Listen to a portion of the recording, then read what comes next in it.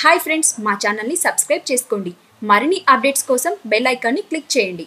Hi friends, welcome to my channel. Get ready. Mega power star Ram చరణ్కి మన టాలీవుడ్లో ఎలాంటి క్రేజ్ మరియు ఫ్యాన్ ఫాలోయింగ్ ఉందో ప్రత్యేకంగా చెప్పనక్కర్లేదు. మగధీర, రంగస్థలం లాంటి హిట్లు ఈ తరం హీరోలలో ఎవరికి లేకపోవడం విశేషం.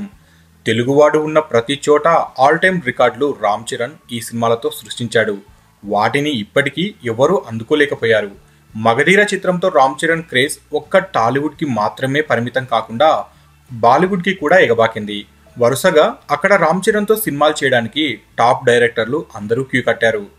దాని ఫలితమే ఆయన జంజీర్ చిత్రాన్ని తీసేలా చేసింది.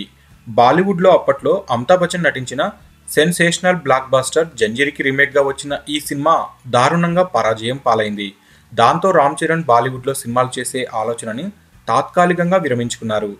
ఇక ఇదిలా ఉండగా రామ్ చరణ్కి బాలీవుడ్లో ప్రముఖ టాప్ హీరోలందరూ మిత్రులుగా మారారు. సల్మాన్ ఖాన్, షారుఖ్ ఖాన్, అమీర్ ఖాన్ వంటి వారు కూడా రామ్ చరణ్తో స్నేహంగా ఉండేవారు. సల్మాన్ ఖాన్ అయితే రామ్ చరణ్ని తన తమ్ముడిలాగా భావించేవారు.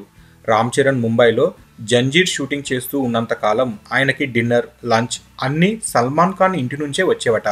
దీనిని బట్టి అర్థం చేసుకోవచ్చు వీరిద్దరి మధ్య ఎలాంటి స్నేహం ఉందో అని చెప్పడానికి. ఇక ఆ చొరవతోనే సల్మాన్ ఖాన్, రామ్ చరణ్ ఇద్దరు కలిసి ఒక సినిమా కూడా చేయాలనేసి అనుకున్నారట. కానీ రామ్ చరణ్ తెలుగు సినిమాలతో బిజీగా గడపడంతో ఈ మల్టీ స్టారర్ వెనక్కి వెళ్తూ వచ్చిందట.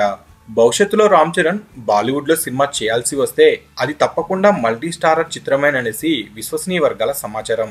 ఇదే గనక జరిగితే రామ్ చరణ్ బాలీవుడ్లో కూడా టాప్ స్టార్ అవ్వడంలో ఎలాంటి సందేహం లేదు అనేసి చెప్పవచ్చు.